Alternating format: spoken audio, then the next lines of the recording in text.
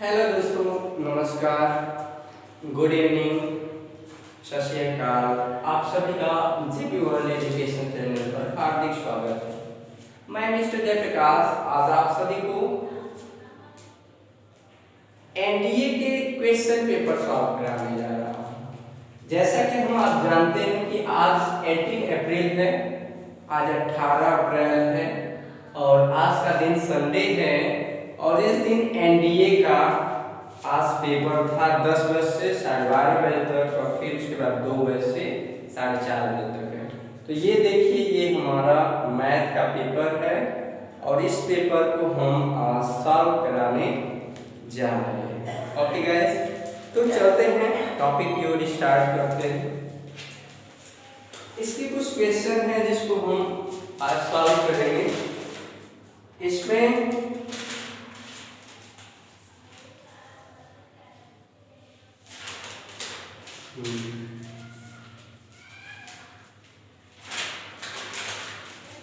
इसका क्वेश्चन है,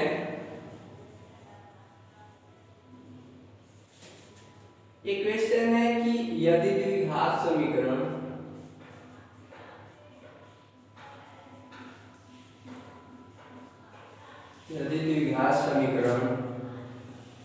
x² plus 2x plus k बराबर 0 के मूल बराबर हैं तो इसका ऑप्शन दिया है A k is less than 0, B option है k इज लेस देन और इक्वल टू 0, सी ऑप्शन है k इज लेस देन 1 और डी ऑप्शन है k इज लेस देन और इक्वल टू 1। यही क्वेश्चन है और इस क्वेश्चन को हम सॉल्व करते हैं। सॉल्यूशन इसमें कह रहा है कि द्विघात समीकरण x² plus 2x plus k के मूल बराबर है। चूंकि लिखेंगे, चूंकि दिए गए द्विघात समीकरण के मूल बराबर हैं और जब मूल बराबर होता है तो एक कंडीशन होती है, अतः d इज इक्वल टू 0 होगा और d क्या होता है, विविक्तिकर होता है, डिस्क्रिमिनेंट होता है। ये होता है b² minus 4ac is equal to 0। यहाँ पर अगर द्विघात समीकरण x² plus 2x plus k बराबर 0 की व्यापक समीकरण ax² plus bx plus c बराबर 0 से तुलना की जाए, तो जब तुलना करेंगे तो हमें ये मिलेगा कि a की वैल्यू 1 होगी, x² का कोएफिशिएंट a है, यहाँ पर x² का 1, b की वैल्यू x का गुणांक b है, यहाँ पर x का गुणांक 2 और c बराबर क्या है, यहाँ पर k। यहाँ से b² माइनस 4ac करते हैं तो 2² माइनस 4 गुणे a का मान 1 है गुणे c का मान k है बराबर 0। तो 2 गुणे 4 माइनस 4 के बराबर 0 हो जाएगा। ये माइनस 4 के इधर ही रहने देते हैं, प्लस 4 उधर ले जाएंगे तो माइनस 4 होगा, माइनस माइनस कट जाएगा। 4 के बराबर 4 है तो k बराबर 4 से गुणा है, दूसरे पक्ष हो जाएगा, भाग हो जाएगा, 4 से भाग देंगे तो k की वैल्यू हमारी 1 है। अब ऑप्शन दिया है कि हमेशा k की वैल्यू 0 से बड़ी ही होगी, तो 0 से बड़ी तो ठीक है। फिर कह रहा है कि k की वैल्यू 0 के बराबर भी हो सकती है और 0 से बड़ी भी हो सकती है, तो 0 के बराबर तो है नहीं। k की वैल्यू 1 से बड़ी होगी, ये तो 1 के बराबर है। यहाँ तो कह रहा है k की वैल्यू या तो 1 के बराबर होगी या 1 से बड़ी होगी, इसलिए हमारा answer number D is a right answer of this question. Okay guys, तो नेक्स्ट चलते हैं क्वेश्चन पे।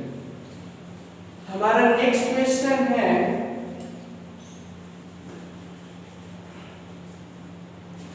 इसका नेक्स्ट क्वेश्चन दिया है,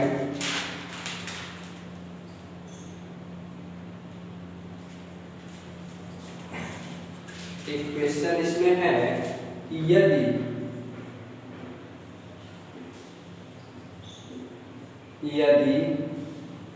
tan x is equal to -3/4 है और यक्ष द्वितीय चतुर्थांश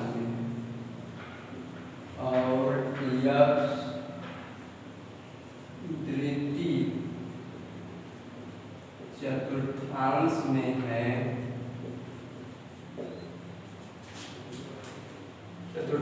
है, तो sin x into cos x का मान होगा, तो sin x into cos x का मान होगा। ऑप्शन दिया है, ए ऑप्शन है 6/25, बी ऑप्शन है 12/25, सी ऑप्शन है -6/25 और डी ऑप्शन है -12/25। अब इस क्वेश्चन को हम सॉल्व करते हैं।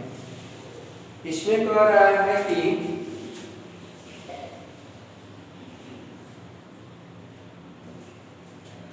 tan x is equal to -3/4, tan x is equal to -3/4 और tan थीटा बराबर हम जानते हैं कि क्या होता है, परपेंडिकुलर अपॉन बेस या लंब बटे कोण।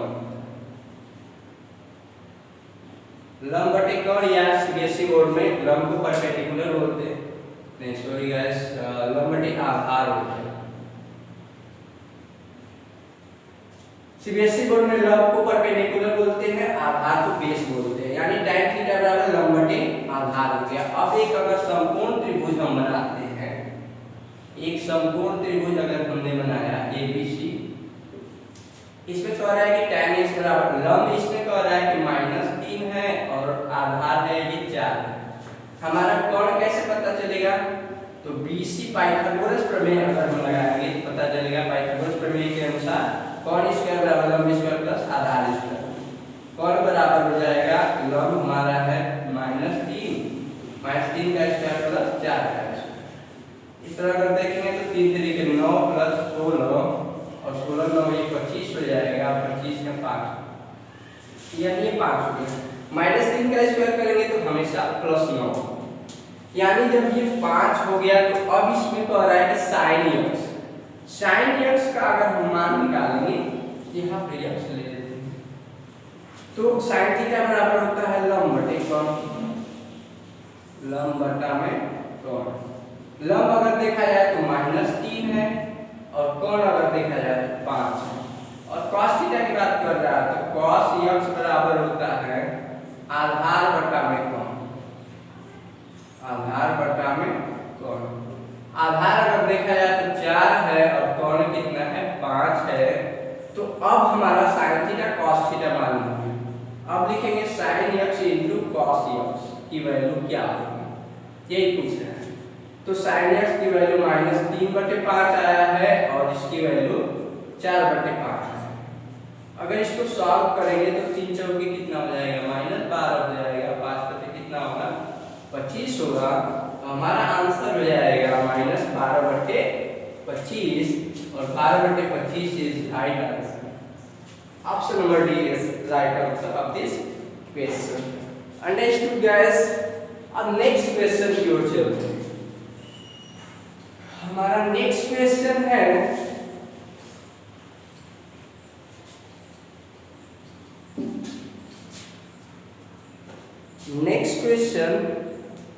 इसमें गिवन है, बहुत सारे क्वेश्चन हैं, जो थोड़े से वैसे क्वेश्चन उसको हम बता रहे हैं। इसमें एक क्वेश्चन है sin 24, sin tan 31 डिग्री, फिर tan 33 डिग्री, फिर tan 35 डिग्री। फिर dash dash dot dot dot करके दिया है tan 57 डिग्री और इंटू tan 59 डिग्री का मान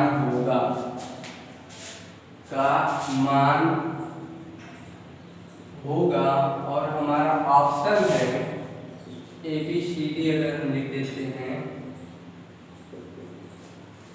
ए बी सी डी का ऑप्शन है -1, दूसरा है 0, तीसरा है 1 और चौथा है 2।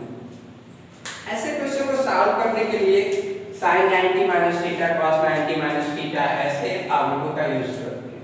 तो tan 31 क्वेश्चन ये है हमारा, सॉल्यूशन करते हैं। tan 31 को लिख सकते हैं tan 90 माइनस 59।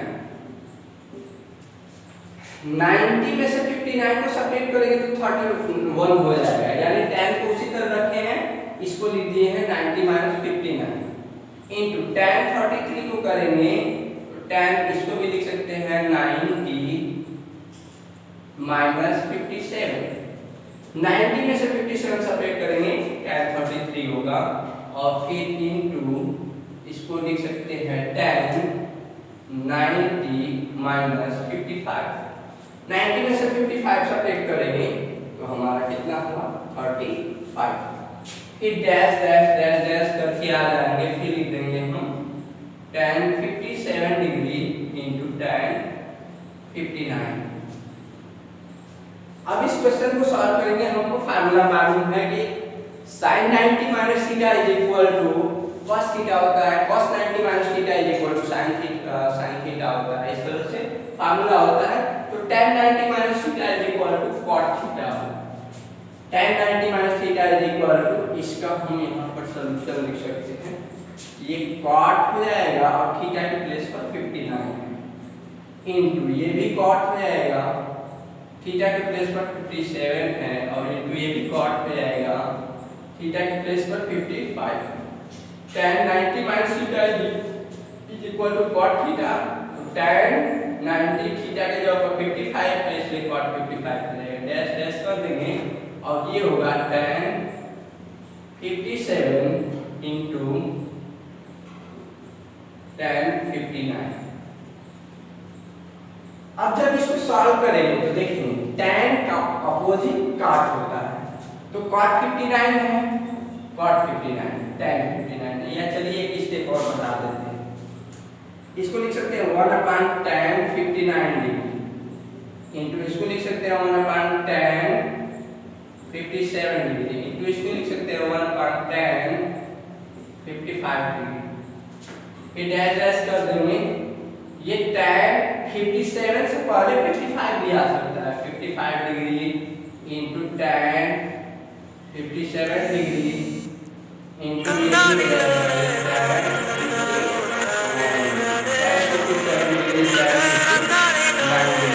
हो जाएगा, और इसको फिर हम आसानी से सॉल्व कर सकते हैं। इसको देखेंगे तो tan 59 से tan 59 कैंसिल हो गया, tan 57 से tan 57 करेंगे, tan 55 नहीं दिया है लेकिन डैश डैश की जगह पर वही tan 55 होगा, tan 55 से tan 55 कैंसिल हो गया, और कुल मिलाकर के हमारा 1 आंसर हो जाएगा। और इस तरह से हमारा option C is the right answer of this question. Understood guys? इस तरह से हम ये क्वेश्चन को सॉल्व कर सकते हैं। फिर हमारा नेक्स्ट क्वेश्चन है, इस नेक्स्ट क्वेश्चन में बताया गया है, इस नेक्स्ट क्वेश्चन में एक और क्वेश्चन ऐसे ही टाइप से एक और क्वेश्चन दिया है, sin 24 degree plus cos 66 degree into ये है sin 24 degree minus cos 66 degree. ये हमारा क्वेश्चन है, का मान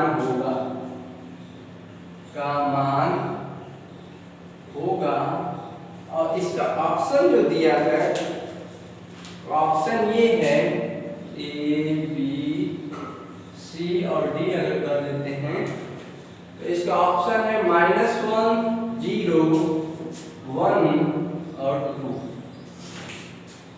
अब देखिए इसको हम सॉल्व करते हैं।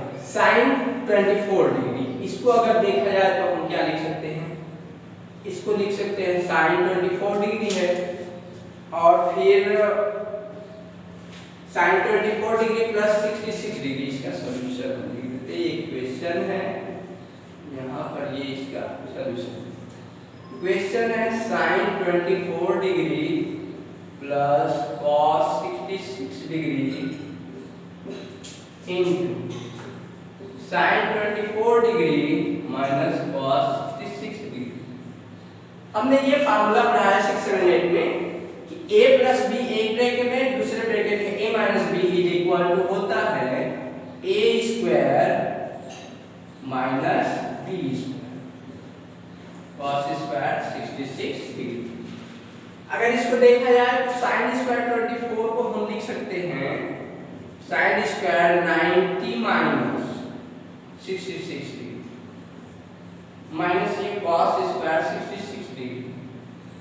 sin 90 minus theta is equal to होता है cos थीटा, तो cos square 66 degree minus cos square 66 degree, और दोनों को सब्ट्रैक्ट कर देंगे तो 0 हमारा आंसर हो जाएगा।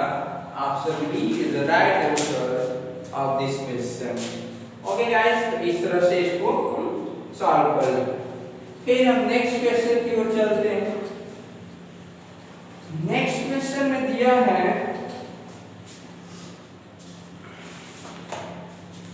नेक्स्ट क्वेश्चन हमारा है इसमें